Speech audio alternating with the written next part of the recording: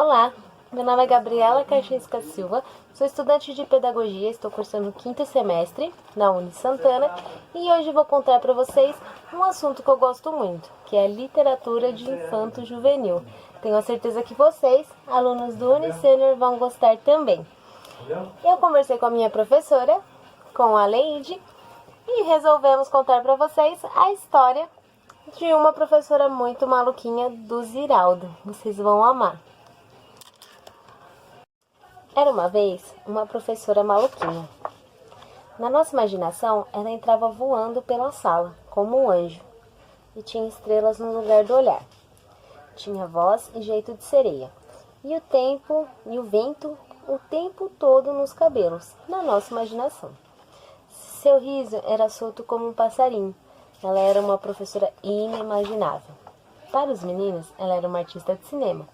Para as meninas, uma fada madrinha. Na cidade onde a professorinha vivia, era assim. Tinha a pracinha, a matriz e o cemitério no alto do morro. Tinha o padre velho, que era o tio dela, e o padreco, que foi o menino que o padre velho criou. Tinha as beatas e as solteironas, tinha o funcionário do Banco do Brasil e o boêmio que cantava boleros. Tinha o professor de geografia, tinha o cinema e o velho dono do cinema sentado na porta lendo seu jornal. Tinha o colégio das irmãs e o ginásio municipal. Tinha a professora de piano e, sem qualquer explicação para a pobreza da cidadezinha, tinha todos os pianos do mundo na casa das moças prendadas. E tinha também seus 33 alunos, nós, que achavam que ela era a coisa mais maravilhosa da cidade, isto é, do mundo. Como todos sabem, os 3 mosqueteiros eram 4. Só que nós, a turminha que vai contar essa história, éramos em 5. Portos, Athos, Aramis, D'Artagnan e Ana Maria Barcelos Pereira, a chefa. Nós tínhamos acabado de descobrir o segredo das letras e das sílabas. Já sabíamos escrever nossos nomes, ler todos os letreiros das lojas, os cartazes dos cinemas, as manchetes dos jornais e os títulos dos anúncios nas revistas quando ela chegou em nossas vidas. Quando ela entrou pela primeira vez na nossa sala e falou que ia ser nossa professora aquele ano, todas as meninas quiseram ser lindas e todos os meninos quiseram crescer na mesma hora para poder casar com ela. A primeira chamada que ela fez foi assim. Mandou cada um de nós escrever o nome um do outro e assim, que é a grande vantagem, sabemos escrever nosso próprio nome. Então ela brincou. Depois embaralhou todos os nomes e mandou que a gente arrumasse tudo direitinho na exata ordem do ABC. Nós gastamos quase a aula inteira só para descobrir o nome do nosso colega, que se chamava Pedro da Silva Marins, e tinha que ficar na frente do nome do outro colega. Imaginem só, chamava-se Pedro da Silva Martins. Em compensação, ficamos craques em dicionários e catálogos. Nas aulas seguintes, ela resolveu dividir a classe em 2 times. Nós adoramos. No começo era menina contra menino. Como havia 17 meninos e 16 meninas, ela reforçava o time feminino, mas às vezes o time dela perdia. Teve também o dia da frase. Estava escrito no quadro negro. Há vários dias que ninguém tinha percebido. Foi a Ana que deu pela coisa. Levantou-se de repente do seu lugar e foi até a última carteira da fila do meio e de lá tirou uma maçã embrulhadinha no seu papel de seda azul. Foi quando a turma resolveu ler, ainda com alguma dificuldade, a frase que a Ana Maria apontava no quadro negro. Fez-se a festa quando todos conseguiram ler a frase, apesar de terem que aguentar as gozações da Ana Maria. No dia seguinte, antes da sineta tocar, para o início das aulas, todos nós já estávamos amontoados em frente à porta da sala. Foi só ela abrir, aparecemos como invasores bárbaros, uns bárbaros que já sabíamos ler. Esta foi repetida várias vezes. Havia sempre uma frase diferente e um prêmio novo para quem lesse mais depressa. E cada dia íamos com mais rapidez, pois descobrimos que ler era uma alegria. As velhas professoras não entendiam nada. Os alunos dela achavam melhor ficar na sala de aula do que brincar no recreio e repetiam: esta menina é mesmo maluquinha. Com ela não tinha castigo, tinha julgamento. Se um dia ela fizesse alguma coisa que parecesse errada, ela convocava um júri, um aluno para acusação, outro para a defesa e o resto da turminha era um corpo de jurados. Na sala da secretaria do velho grupo escolar tinha um globo. Sem fazer qualquer pergunta, nós sabíamos que aquele globo era a Terra e que a gente morava nele. E como é que a gente não cai? Como a gente mora dentro? Ela disse: amanhã vamos fazer uma excursão para o ginásio e pedir para o professor de geografia explicar para nós por que nós não caímos do globo terrestre. O professor de geografia era lindo. E tinha também a Semana do Silêncio. Era quando ela vinha para a classe, abria a mesa, um romance Água com Açúcar e ficava lendo o tempo todo. Nós ficávamos muito, muito caladinhos. É que a gente ficava lendo nossas revistinhas, como Tico-Ticos e Gibis. Já tinha menino até lido Tarzan ou O Espírito, além de outras revistas que ela mesma trazia de casa para emprestar. Então o Padreco ele batia na porta e a professora: rápido, rápido! E a gente dava cambalhotas na carteira para esconder as revistinhas antes que ele entrasse. Porque o Padreco, ele era professor de catecismo do grupo escolar e havia proibido a leitura de histórias em quadrinhos. Segundo o Padreco, gibi era pecado. Ele não dava sossego para a professorinha. Vivia dizendo que ela era muito liberal, uma anarquista muito maluquinha e contava tudo pro padre velho, que, ao contrário dele, tinha maior paciência com a sua maluquinha querida. Ninguém entendia a implicância do Padreco. Quando menino, ele tomava conta da professora, saía para passear pelo campo, fazia bonecas de pano para ela brincar, e agora, depois de grande, ficava naquela enjoança. Nós gostávamos mesmo do moço do Banco do Brasil. Ele era apaixonado pela nossa professorinha e fazia poemas de amor para ela. E éramos nós, os mosqueteiros, que levávamos as mensagens proibidas. Tratamos até de melhorar nossos hábitos de leitura só para entender os versinhos do poeta do Banco do Brasil. Eram horríveis. Nós tínhamos que sentar no banco do jardim para, em longos exercícios poéticos, melhorar a qualidade dos seus versos. No final do ano, ele já estava fazendo maior sucesso com a sua amada. E havia muitas razões para estarmos entendendo de amor e paixão. É que com a proibição dos gibis conseguimos seguir novelas muito mais emocionantes do que o direito de nascer de noite no rádio.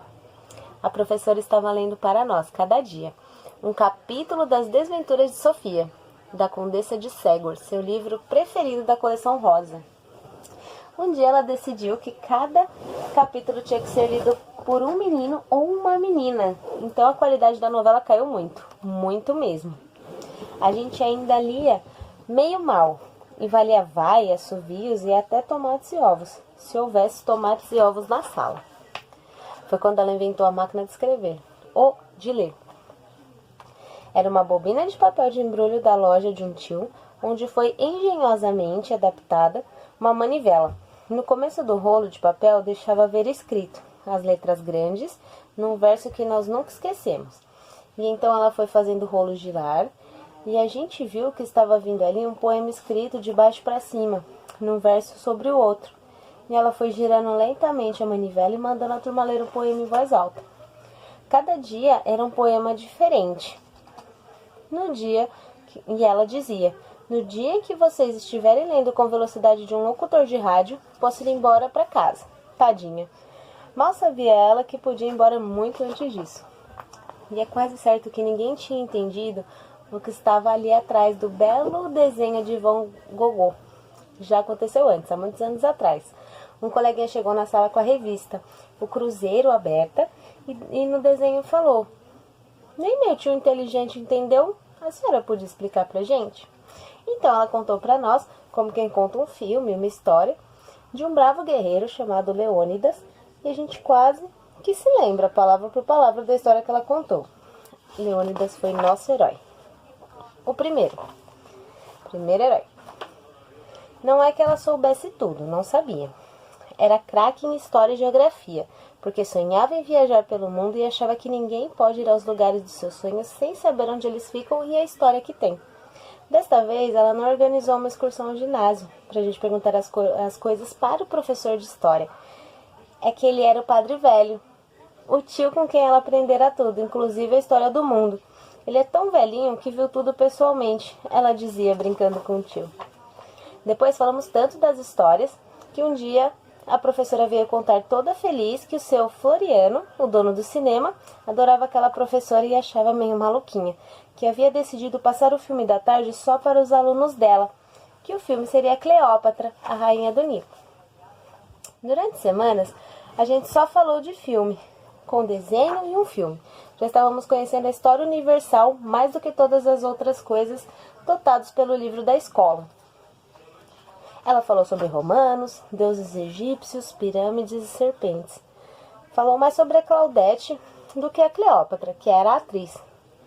Mais do que ela, só o Cary Grant, que as fotos cortadas da cena muda cobriu a parede do seu quarto. E tanto se falou da história antiga, dos tempos antes de Cristo, de romanos e até de gregos. Como a Ana perguntou: professora, onde é que a gente pode ler mais sobre isso? Meu Deus, como você era metida, Ana Maria? Mas a pergunta da Ana valeu. A professora ficou muito feliz, foi lá para fora e começaram a dançar. Elas cantavam uma canção inventada na hora que dizia assim: era tudo que eu queria ouvir, era tudo que eu queria ouvir. Seu olhar sempre olhava a gente. Parecia veludo na pele ou um pêssego na mão. Havia dias, porém, que ela chegava com o bico maior de um tucano. Então, enquanto isso acontecia, parecendo coisa combinada, nós ficávamos calados, quietinhos, fingindo que estava estudando tabuada. Ou estávamos estudando mesmo. E ela, andando pela sala, suspirava pelos cantos, lendo livros de poesias, e ela ficava parecendo uma tia mais nova, ou a prima mais velha, destas que a gente tem em casa, que a nossa avó fica dizendo, quando fala delas, adolescência, só com muita paciência. Uns poucos dias depois, sem muitas explicações a dar, ela deixava o seu quartinho de tristezas e, como heroína de história em quadrinhos, voltava luminosa para a aula. E na sala, então, virava primavera, a turma voltava a cantar, ia saudar o tal ardor de seu retorno. Então a diretora de repente abria a porta e gritava: vamos parar com essa felicidade aí? Numa reunião de professores, ela fez um discurso. O homem nasce com uma visão, audição, olfato, tato e gustação, mas não nasce completo. Falta a ele a capacidade de ler e escrever como quem fala e escuta. É a professora que, como um deus, acrescenta ao homem todo esse sentido que o completa. Foi um escândalo. Os filmes demoravam anos para chegar. Os jornais demoravam dias. As revistas nunca chegavam. Na cidadezinha era muito longe do mundo. Era a voz do rádio que colocava no tempo do sol as notícias da guerra em forma de mundo que só podíamos reconhecer pelo som. Hoje ainda nos perguntamos: o que teria levado nossa pequena professora a descobrir caminhos tão difíceis de imaginar para ir ao encontro da felicidade? Nós estamos revendo aqui, através de lembranças, mais fortes de cada um. A propósito, um de nós jura que viu a professora conversando com o dono da barraca de talheres e tachos de cobre, de colares e de brincos e de medalhas. E na semana seguinte, ela fez um concurso de poesia, e onde um dos mosqueteiros ganhou o concurso. Teve pompa e circunstância na entrega do prêmio. Imagina só, uma medalha de ouro, pregada no peito e com a gravação primeiro lugar. Ninguém precisava saber que a medalha era de outro cigano. Então passou a ter o concurso todas as semanas. Os mais estranhos com os normais. A melhor redação, a voz mais grossa, o melhor desenhista, o melhor cantor, o mais engraçado, entre outros. Então ela descobria a qualidade destacável de cada um de nós e inventava um concurso. Assim todos seriam ganhadores. O último ganhou o primeiro lugar de cuspe à distância. E houve a visita das mães preocupadas, entre os 5 mosqueteiros. E os deveres de casa? Não tinha, explicou ela. Seus filhos têm mais é que ler e escrever como Rui Barbosa e fazer as 4 operações como uma maquininha registradora. Depois disso, eles vão aprender tudo num átimo. As mães aceitaram, mas e os pais, que pagavam livros, os lápis, os cadernos, não aceitaram de jeito nenhum. Queremos dever de casa.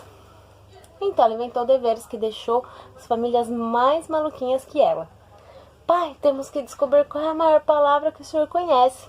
Mãe, Junta o pessoal todo aqui de casa para ajudar. Precisamos achar o máximo de palavras terminadas em ar, que não sejam verbos.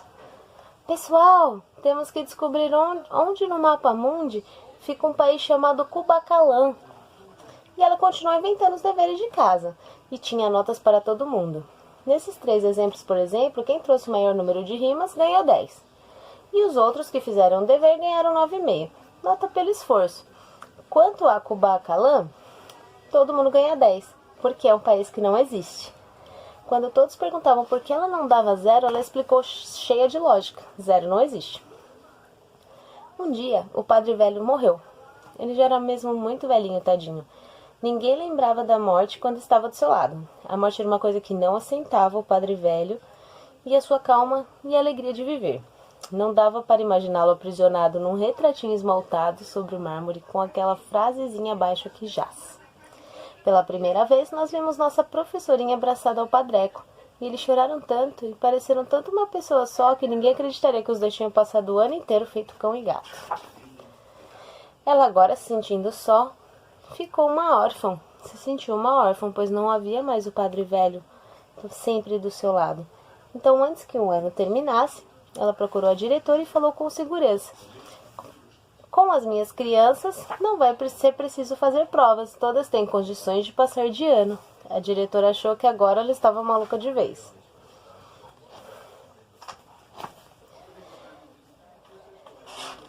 Quando as aulas começaram no ano seguinte, não era ela que estava sentada na cadeira atrás da mesa, sobre o estrado diante do quadro negro.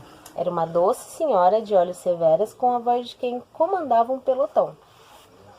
Logo no primeiro dia de aula, a turma ficou toda de castigo. A professora havia apanhado o menino lendo um livro de histórias em plena aula e resolveu olhar na carteira, embaixo de cada um. E encontrou o seguinte: um almanaque do Globo Juvenil, o Juca e o Chico, a Formiga e a Perninha Gelada, o Cazuza, entre outros títulos. Tivemos todos que ficar depois da aula e escrever 100 vezes a mesma frase. Prometo prestar atenção nas lições e não ficar me distraindo na hora da aula. Ela mandou o regente tomar conta e foi lanchar. Quando voltou meia hora depois, nós todos tínhamos ido embora para casa. E ela ficou uma fera com o regente. Por que você liberou a turma? Porque eles fizeram todas as cópias. Impossível. Quem fez por eles? Você?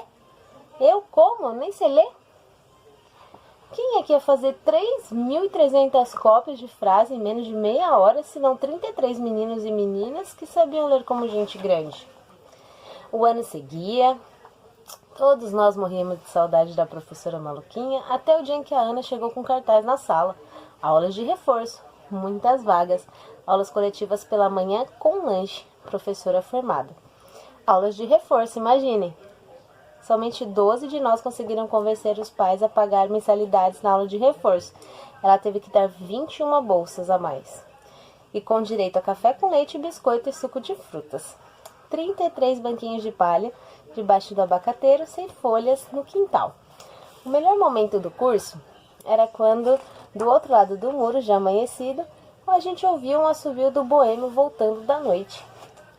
Depois, o carinha do boêmio surgia do alto do muro com suas lindas olheiras roxas e lá ela ia ouvir suas histórias da noite. Ninguém ficava olhando, só de vez em quando, para ver a mão do jovem cantor de boleros acariciar os cabelos da moça linda.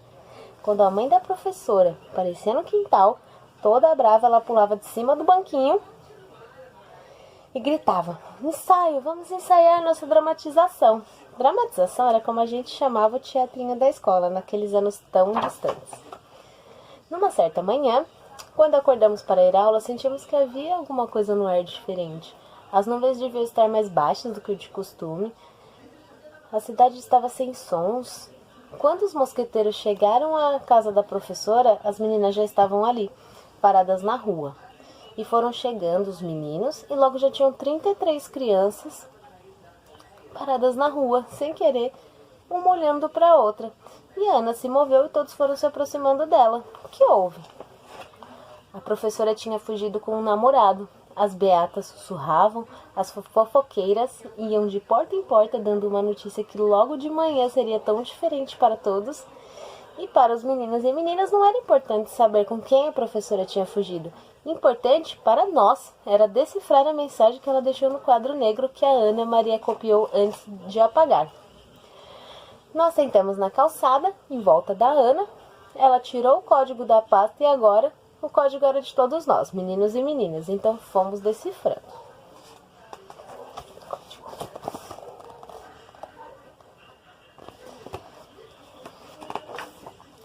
O bilhete continha um detalhe a mais. O único erro que ela cometeu conosco, o de achar que nós íamos precisar crescer para entender. Meu Deus, quantos anos se passaram. Nós todos, seus alunos, que hoje muito mais velhos do que aquela professorinha, estamos todos agora com idade bastante para ser seus avós. Se ela tivesse ficado para sempre do jeitinho que está fotografada em nossa memória, aprisionada no tempo, aqui estamos nós de volta, quase todos. Sua presença em nossa memória, ao longo das nossas vidas, ajudou a nos construir nossa própria felicidade. Em nossa memória, porém, ela voa pela sala, tem estrelas no lugar do olhar, tem voz e jeito de sereia, um riso solto como um voo de ave, e o vento sopra o tempo todo em seus cabelos. Talvez seja melhor mandar e ampliar o retrato que tiramos um dia em frente à matriz e pendurá-los na frente de nossas casas. E agradecer a vida o privilégio de termos tido uma professora inesquecível. Close nela. Então, gente, essa foi a história. Espero que vocês tenham gostado. Então, muito obrigada e até a próxima.